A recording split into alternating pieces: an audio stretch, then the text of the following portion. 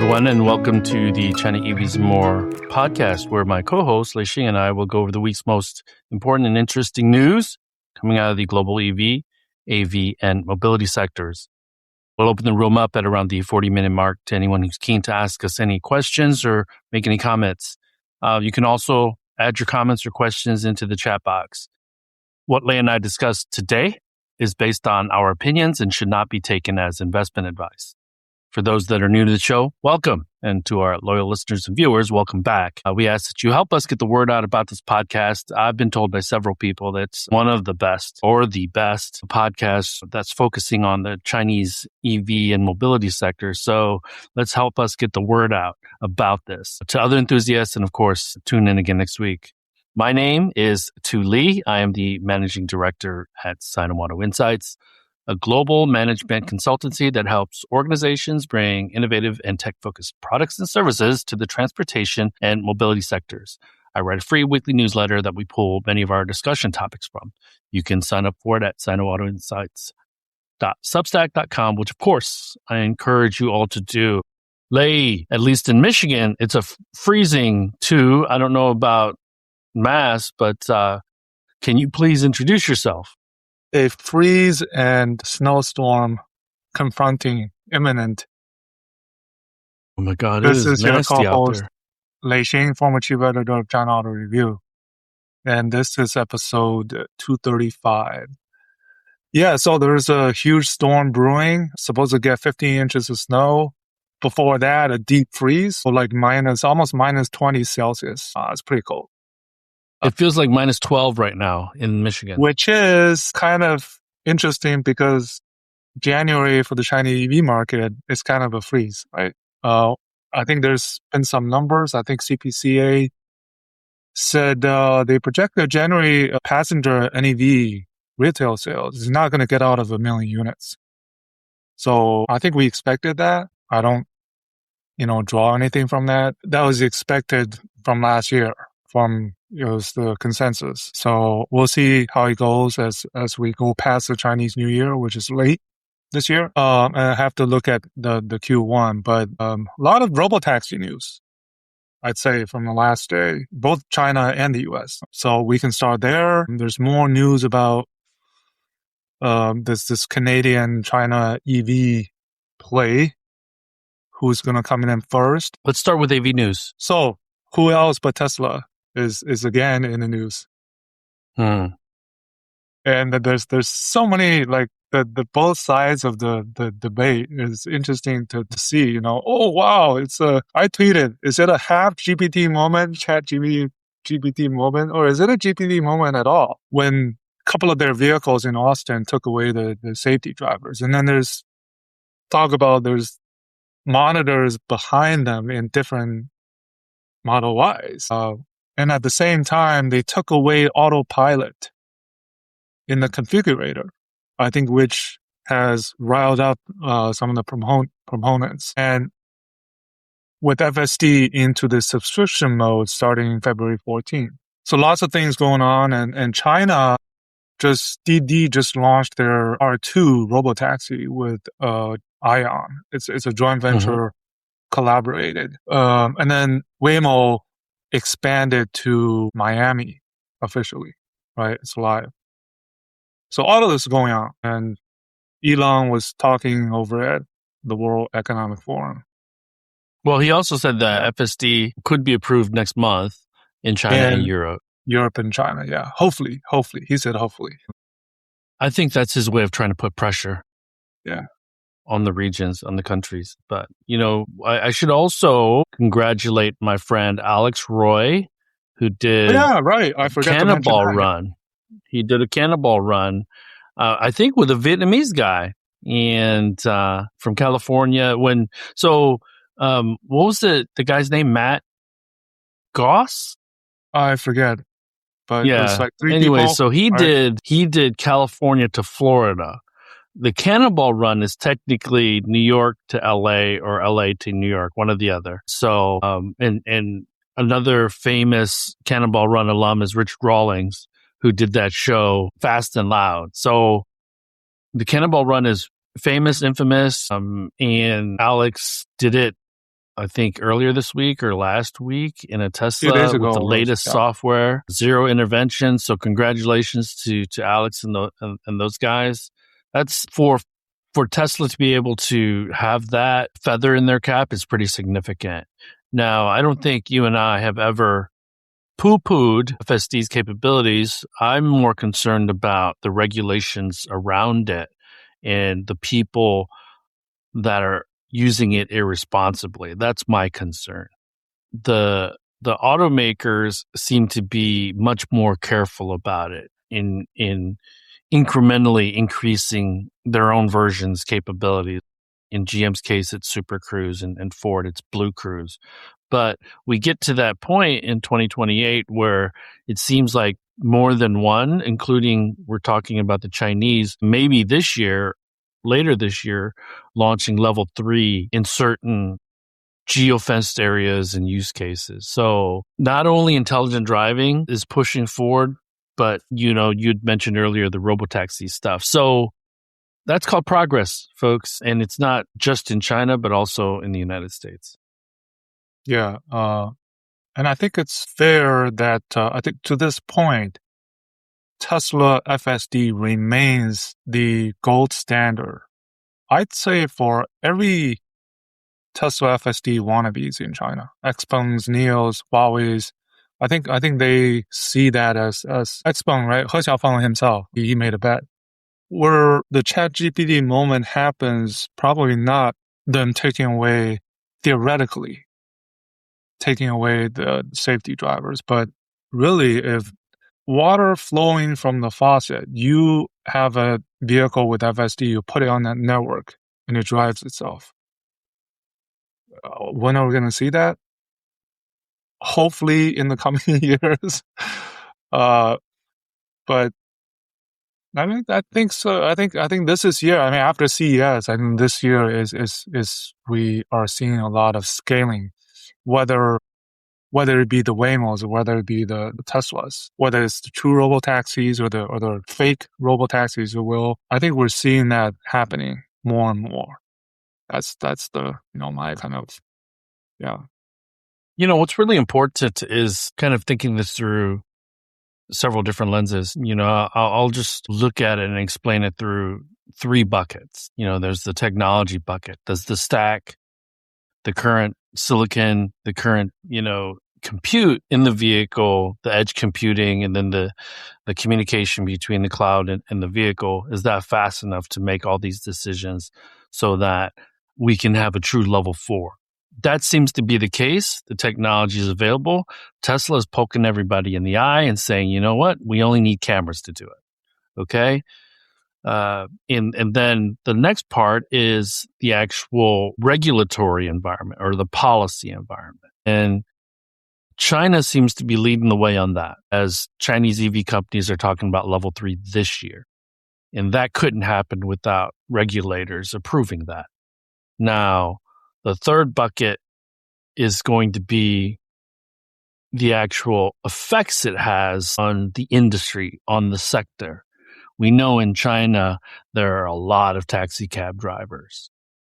Okay. And so how does this affect their number of rides that they're giving every day? Because let's assume that there's a pretty strong lobby. There is in the United States anyways for taxi drivers in California and New York and things like that. So there's also that if we displace jobs and employment, what happens? Because the government needs to take into consideration that as well. So we should be looking at it through at least these 3 lenses. And then the fourth is then how cheap can things get? Because you had mentioned scale just now, Lei.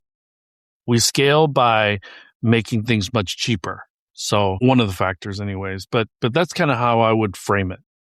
Well, in terms of scaling, so we've seen 2 recent announcements. The Mobileye versus Volkswagen MOIA, they want to put 100,000 robo-vans by 2033. Geely, they just announced their 2030 strategy where the Caocao Mobility, they want to put 100,000 robotaxis already We're not even talking about the ponies, the Baidu's, the WeRide. And we heard about DiDi this morning. Waymo has their own numbers are robo-van. ballooning. So then goes back to your point about replacing, the human drivers. What's going to happen, right? That's a huge issue outside of the tech itself. I think the tech is the simple part, right? So it's the policy, whether it's supportive, and then really the societal ramifications. I think that's still being played out, but at least I think in China, the encouragement, the support for the EVs has been there all along. Well, and that's the other part, because when we talk about robotaxis, I think many people assume that they're electric or clean energy, but that doesn't need to be the case. And, Waymo is still using the iPace, but most of their vehicles are going to be clean energy, but that doesn't necessarily need to be the case. Again, I should be going to London sometime this year, and if possible, I'd love to try the Baidu, the Wave, and the Waymo all out in the city of London. Baidu is working with both Lyft and Uber in London, I believe. Mm-hmm. Yep. So that's interesting. There's a subsidiary of Lyft called FlexDrive, and I'd spoken with the CEO of FlexDrive, John Parks, and they are looking to partner with any and every robotaxi provider. Yeah, and I don't know if you watched, there was a section on whether EVs will dominate at the World Economic Forum, where Stella Lee was conversing with Michigan Governor Whitmer. And the number one thing they talked about was policy support, where China has been stable and the Western world, so US, Europe, has been fluctuating. It was one of the primary issues that were talked about in that conversation. Well, this is where I need to watch that. I have not watched it. There is a policy conference next Tuesday that'll probably bring that up a little bit. Governor Whitmer, she's almost lame duck status because she only has a year left. Yeah. But she's going to these things because I think she has aspirations for higher office. And so to get that picture of, we call her Gretch in Michigan, of Gretch and Stella would be, I would make that already a candidate for picture of the year, photo of the year. Because so I spent time this week talking to the Toronto bureau chief for automotive news about the whole Canada thing. We can circle back and talk about that a little bit, but you'd also wanted to talk about, and when should we bring up the whole awards thing? I think we'll have it finalized probably for next episode. I mean, we already have next episode. Okay. Yeah, awards. We've had most of the. Yeah. So we'll probably talk about that next episode. But Canada is a thing. Also, speaking of policy support, Germany came back with EV subsidies. The way €3 billion, so $3.5 billion. It's very interesting. If you don't have kids in the house, you don't get as right. I think the setup was very interesting. It was tiered, capped at how much you make. I think it was like €80,000. But with 2 children. And includes Chinese cars. Yes. At the same time, the minimum pricing decision is still to be made on the Chinese EV imports. So these are very conflicting. And at the same, you talk about London, UK. Stella mentioned it, of UK having that pay per mile fee for EVs. And she kind of alluded in saying that's kind of stupid, right? Well, the fact of the matter is, though, some places, some cities, some states, they charge a tax fee for gas, okay? And the cities and states that adopt EVs pretty quickly, there's going to be a big hole in their budget because of the lack of revenue that they're going to generate due to less people using and purchasing gasoline. These are kind of fringe issues, not fringe issues, but they will become more and more highlighted as, at least in the United States for Western folks, as we see more EV adoption. But pointing back to the benchmark minerals numbers, the year-end numbers, about 20% of all vehicles sold last year were clean energy vehicles. China driving a lot of that, but Europe also playing a decent role in that 20%. So Europe is clearly leading the United States on this issue, and they seem to be much more serious about the net zero, the carbon neutral goal for 2035. Now they're going to push it out. They're not going to hit the 2035 goal, but we got to get there. And I don't know how we're going to get there, but so one thing I did want to ask, and we've talked about this a lot over the last several episodes, probably last year. Now, I had a huge rant in the newsletter this week, long post about Porsche and all its troubles. They're at 42,000 units, under 300,000 units total for the year. The United States was up single digits percentage-wise. Europe was down like 15%. The best days for Porsche overlay, and let's broaden this out. We talked about this a little bit as well, but let's just be very direct on this conversation. Is Merc, BMW, Audi, are their best days kind of over? Because you and I believe premium is redefined in China, and it doesn't currently include those companies. So what are your thoughts? How do they get back to being the kind of example of premium in the automotive space? Well, the answer is definitely yes of Porsche. Relatively for the ABBs, from what I'm hearing, their internal projections are all under 500,000 for 2026. So Porsche, they're actually reducing further the network from previously planned 100 down to 80. Okay, so how do you support a volume 40,000 units, right? And in order to maximize profitability, if you still have that. But definitely what all of them are doing is having China as the local R&D center where, Beamer, they put a press release on the locally produced iX3. Look at the number of Chinese companies they mention in that press, right?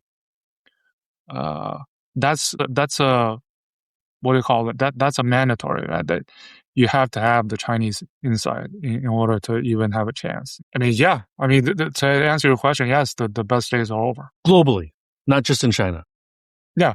It's no longer, because of the Chinese redefining premium or luxury. I think nowadays, when you look at a Audi, when you look at a Beamer, when you look at a Mercedes, it doesn't have the luxury connotation as before, because we look at it with a different lens. So this week's newsletter, part of my deep dive was looking at the Macan versus the YU7 launch. The Macan launched in Q4 of 24. YU7 launched, the Xiaomi YU7 launched middle of Last 2025. Yeah, and if we're using 7 RMB as a FX rate, the Macan EV launched at over $100,000 effectively. The range was around 220 miles, so very, very, very low. The YU7 had many more features, and it launched at 250,000 RMB. I think the cheapest Macan in the Chinese market was right around 600,000 RMB. Yeah, 600,000 RMB. Yeah, so $80,000 roughly. Yeah. A little bit more than $80,000. Yeah, it's at least twice as much as the YU7. The YU7, Xiaomi sold well over 400,000 units. The YU7's probably, 1.3, 1.4 to 1 ratio on YU7 to SU7 sales for Xiaomi. So the Macan EV, they had years to develop it, 3, 4, 5 years. Xiaomi's automotive vision has been in existence for 4 years. and they've launched 2 vehicles in that time frame. So and Porsche close to has 5 not. years since 2021 announcement. Yeah. So yeah. So that's what they're up against. Bringing all that up to say that a Chinese company can stand up a brand new division. Now, maybe they were working on things behind the scenes before they formally announced that they have an automotive division. So let's say a little more than 4 or 5 years. But they have 2 vehicles that sell well over 400,000 units each, likely more than 500,000 this year. Porsche can't even sell 40,000. Okay, so it's really, really, you look at that and you think about how are they going to compete when a fully featured vehicle that I would argue, at least I haven't driven the YU7 for but I would argue when I sat in it, the fit and finish was almost as good as the. One likely outcome is, can Porsche utilize China's local R&D capabilities for their global markets? Maybe they have to, because Renault is doing that already. They have the Twingo EV developed in China in under 21 months. They have another model coming with China right at the center of R&D. They want to do it in 16 months. Renault, the CEO of Renault was in China recently. I think just this past week visiting, where you don't really produce that much in China, but you still utilize China as an R&D pillar. It's one way that has played out for the foreign automakers that don't produce in China. I think which is working for Renault. And that still signifies the importance of China in their global strategy, right? Porsche may be going that way as well. If to the day where they only import limited number of ultra niche products, 911s, Panameras. They're probably going to end up like that, but still utilizing the China R&D for features for the rest of the world. So we agree that it's very realistic that Porsche could build in the United States and in China. Yeah. The other thing that I will actually look at this a little bit differently, because Renault is a mass market brand. Part of Porsche's appeal is the racing heritage, the brand. That's where you get the premium from. Yeah. Chinese customers aren't willing to pay exorbitant amounts of money anymore for that type of premium. And a simple e-motor developed by NIO can now match anything from a performance standpoint that Porsche rolls out. And the fact of the matter is that in China, 50% of their sales goes to women. So this is what is super, super interesting in how they react and respond with their marketing moving forward. Because if the leadership at Porsche in China aren't recognizing that women, so let's just say this, Macan and Cayenne are 50% of their sales, more than 50% of their sales. And more than half of those sales go to women. So if you're not marketing to women, in the United States, it's still very male, masculine advertising.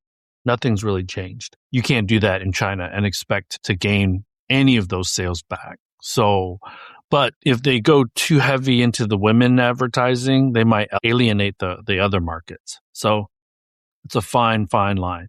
And the wider Volkswagen group, right? If you think about the Volkswagen brand, if you think about the 4-letter Audi and the 4-ring Audi plus Porsche, they're actually competing.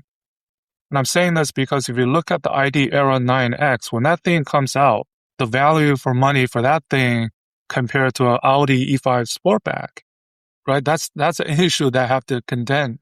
Because the ID.ERA 9X looks pretty sweet. The only thing left to do is price it right. Otherwise, it's going to be, can it go to the route of an ES8 or is it going to be bust? I think that's going to largely contingent upon the pricing. And we should point back.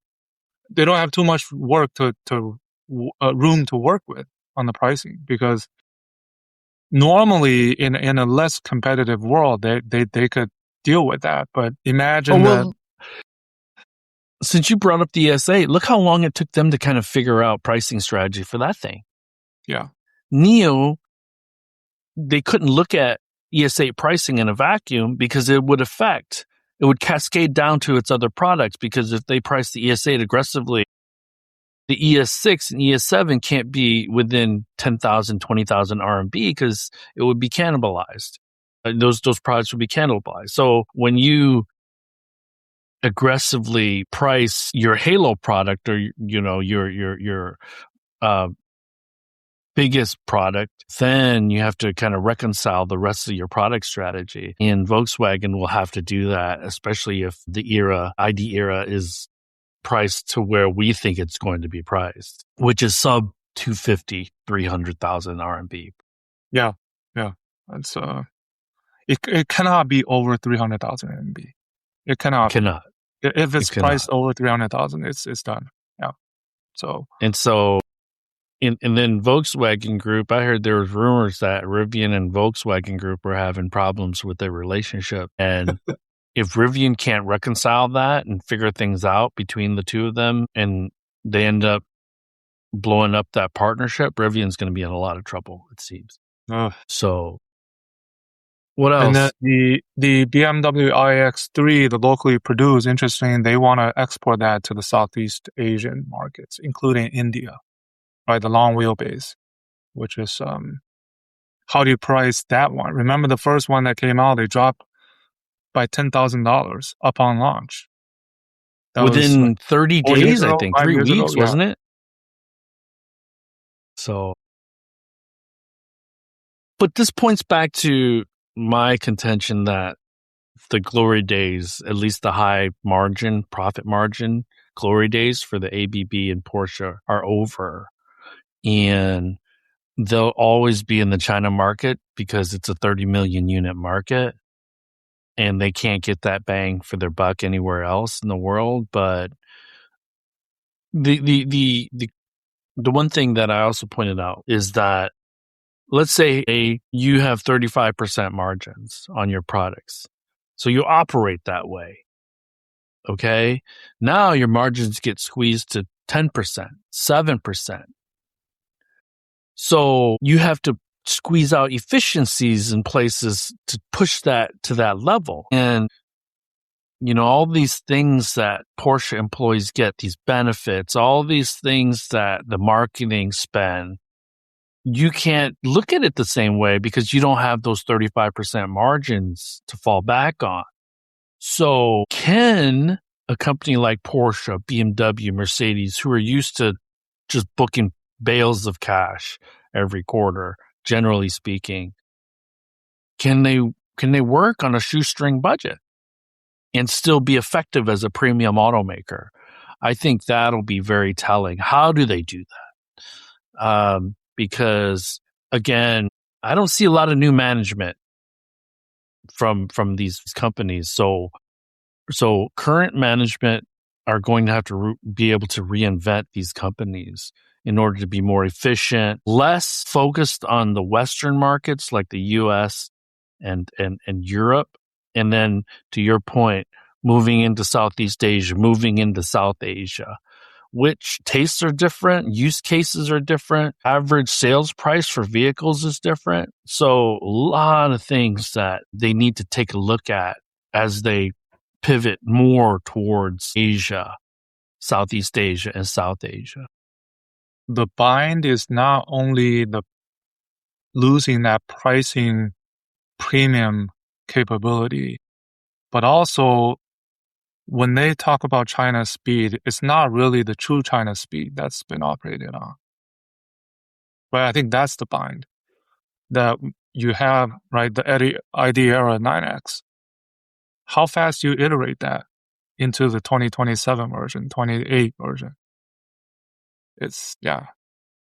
So and I'm going to be honest with you, the European and US market will probably get whiplash if they iterate as fast as they should in China, in the West. I don't think it's necessary, and I think it would confuse consumers. Yeah. So they have to operate like they're running a middle distance race in Europe and the United States while they're sprinting in China. And we know that up until this point, they haven't been able to sprint. They needed steroids in the name of XPeng and Leap Motor. Okay. Mercedes, they have smaller partnerships, but they have not made a huge commitment to any Chinese EV maker yet. And I haven't heard anything. Have you heard anything about dancing with anyone? Yeah, me neither. I have not. Yeah. So, hey, what are your thoughts on a random thing? I was talking to one of my friends who happens to work at GM. What do you think of the Chinese F1 driver that they hired? Do you know anything about him? I don't know. Oh, I mean, he's popular among the fans, right? The only Chinese driver in F1. So I think it'll be a nice plus in terms of brand. But I mean, Cadillac is... I got to say I'm pleasantly surprised about Cadillac's aggressiveness and how they're not like shrinking. They're trying to make way in the China market because they can do that because they feel like they've bottomed out. And I think that's really, really important. I was told that a Cadillac with Momenta technology is going to be launching very soon as well in the China market. So that, to your point about Chinese partners, every foreign automaker in China is highlighting their partnerships with the Chinese partners. So I think that's really important distinction that we haven't seen before. Yeah, GM in China are still pretty, I mean, more than half are Wuling Baojings. And then Buick's actually getting better because of the recent launches of the electric sub-brands. GLA has been strong. One of the, right, like, the reason why I, talk about 180 Wars is GLA is actually remaining to be the OG. I think they're still the number one MPV if you combine all powertrain. So one thing that GM did announce is that they're moving Buick Envision manufacturing from China away from China. It's kissing up. Well, it's so hard to freaking tell where the administration is going. The Detroit Auto Show last week or 2 weeks ago, or last week, I think they didn't articulate it directly, but like the uncertainty is crippling to the tier ones and the OEMs, but they need to continue to do business. And so, one of the things that I asked David Kennedy, the automotive news guy, the Toronto bureau chief, was, does he see Canada becoming a hotbed for battery manufacturing in whether or not Carney thinks or his administration thinks that Mark Carney's the Prime Minister of Canada, kits are enough, because 49,000 is not a lot of vehicles, but, we do know that Tesla already has not factories, but retail locations in Canada. They seem to be potentially an early benefactor for that door opening. But he also said that Tesla sales year over year were down 60%. And so not providing autopilot is probably not going to help. Well, it's not that clear to me when Carney talks about Chinese EVs. Do they mean Chinese EVs produced in China or Chinese branded EVs? I don't know whether that was made clear. I think it's meant to be. The details need to be negotiated, but what David said was that if a Chinese brand is building in Europe and ships to Canada, that's not part of the 49. That's what David said. He was looking at that as it should be categorized differently. So it should be imported from China, is that correct? Right? Yes. Not from other parts of the world. So a cherry, let's say, produced in Mexico, imported into Canada wouldn't count. Something like that. Right. Well, and also if Tesla is a benefactor, they're an American brand building in China. Right. So so that's why I was like, I know there's a lot of talk about China, the Tesla benefiting first, but that's because we have so many Tesla stands on our socials, and it just freaking pops up. We'll have to look at the details, but And if you think about it, there's that Stellantis Windsor factory. Okay. Could Leap Motor potentially Leap Motor, yeah, could be even one. Right away, right? Utilizing a dealership footprint even. Yeah. So, but so and the other part renegotiating USMCA becomes really, really important for the United States. And I wonder if Stella had any comments to Gretsch about, hey, let's kick the tires on Michigan. Behind the scenes, who knows? Right. She didn't make it public, but now I was saying that, remember Chery? So there's news about the officials from Canada last week visited Chery, right? About them possibly setting up shop or importing the Omoda and Jaku vehicles. But remember, Chery has gone through all of that. They're active in Mexico, one of the top leading Chinese brands. They went through this in the early part of the pandemic. They tried to enter the US via the Vantus brand. Do you remember that? Mm-hmm. Through Ha Auto, HAAH, a dealership group. That kind of never went anywhere. It was based on the Exceed models.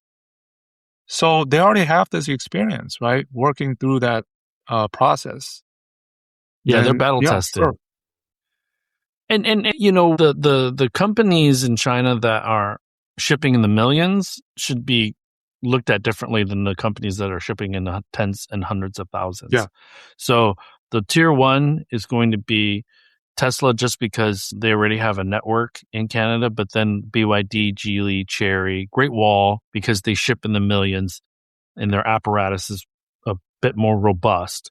Then the next tier, my guess would be Leap Motor, XPeng, because they have products I think would do well in the Western market. The G6 and things like that. Even the MPV I think would do pretty well. And then the tier below that. And then there's this article on Car News China. I don't know if you saw it, but there's a company that exports, a Chinese company that exports Chinese EVs. And the number one export for Europe was Xiaomi. Yeah. So they do all the paperwork. And I don't know. So I need to find out more because is the Xiaomi YU7 and SU7 homologated for Europe? Or how does that work to get it plated?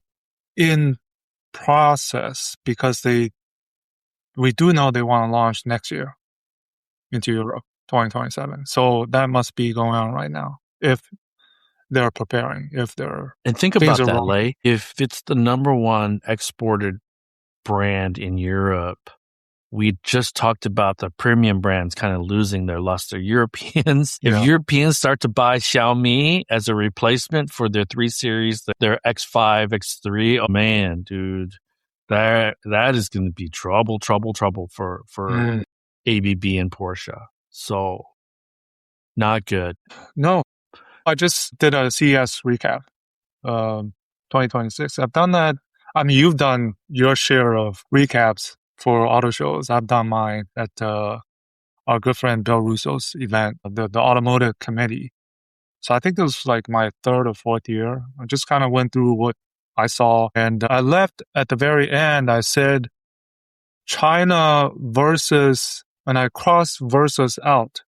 And I said China cross versus out and the West, the race to advance redefined and affordable mobility was something I kind of left at the very end for people to ponder, right? Because affordability is what Carney talked about. And only the Chinese can provide affordability. So Canada has a similar challenge to the United States where the MSRP is going the wrong way, and it creates a tidal wave of potential demand for the Chinese brands as long as they stay under a certain price point. And also the way we can look at it is what happened to China 40 years ago when China invited foreign automakers to set up joint ventures. I feel like is the same, but the other way around, right? For Canada to invite Chinese investment to help build the EV industry. So I get the impression that Canada is probably kicking the tires on JV partners. So the shoe's on the other foot where there needs to be a local JV partner for the Chinese automaker to build in Canada. So maybe that's the path for the US as well. Maybe Canada, because if you think about a company like BYD or Geely, they could the size, the product portfolio that they have, the large product portfolio, they could build a factory in the US and in Canada and be fine. As long as the USMCA gets renegotiated in a way that benefits both parties. I was going to say that what we can infer, at least from Trump's comments, that the BYDs and the Geelys, they'd have to build in the US. Right. For it to work. They can't import from Mexico or Canada to be in the US. Then it's a matter of time. And where? Well, and that's the constraint that building in Canada creates for the Chinese automakers. Domestic market is probably, for the foreseeable future, is probably not large enough to support 150,000 unit, 250,000 unit factory unless that a good portion of that capacity is exported. So if BYD built a 250,000 unit plant in Canada, they couldn't sell 250,000 units in year 1, 2, or 3, probably. Yeah, no, all into the longer term, I think landing in the US is the easy part. Building the brand into an Americanized feeling brand, like Hyundai and Kia, that's going to take long time, if ever. That's especially with the politicizing of China. That's a good discussion to have. I have an idea, so I will circle back with you. But we do have one question from SPX Nomad. Good to see you again, SPX Nomad. And I'll let you start this off, Lei. How likely or well-received would a BAAS model being viewed in Canada and US compared to the gas station level convenience? I think if power swap works in Europe, especially some of the northern countries, Northern European, Scandinavia, then I don't see why it wouldn't work in anywhere in North America, right? I mean, NIO was ready to build a NIO house in San Francisco. I mean, they were actually scouting for a location, right? Remember many years ago? What comes first? Chickens and eggs. If they come in, they obviously they have to think about making that available. But is NIO's going to be the first? I don't think so. I tend to see the other ones coming in first. Geelys, BYDs, the Cherries. But who knows? So I will point to, my goodness, the Ample blowing up, going bankrupt as a challenge. Ample being the Silicon Valley startup that was doing battery swapping. They filed for bankruptcy. Number 2, there are a lot of things to consider when you bring battery as a service, swapping as a service, because NIO needs to sell enough vehicles, or whoever brings it needs to sell enough vehicles to where the swapping stations have utilization rates that are pretty high. The second thing, I don't know any manufacturer that has that type of capital that can continue to build swapping stations on their own without a financial partner. Okay? That's the second thing. If whoever brought EVgo, or what's the Caocao, right? CATL would likely need a financial partner in order to help them finance swapping stations. NIO, the same thing. And they have that in China, but not in the West yet that I know of. The batteries, they can't sit on NIO's balance sheet. They need to sit somewhere else. So from a financial and accounting standpoint, that needs to be settled as well. And so when you talk about BAAS, if NIO is selling tens of units or hundreds of units even, is that going to be enough to satisfy 3 or 4 swap stations in the city of San Francisco or the city of Los Angeles?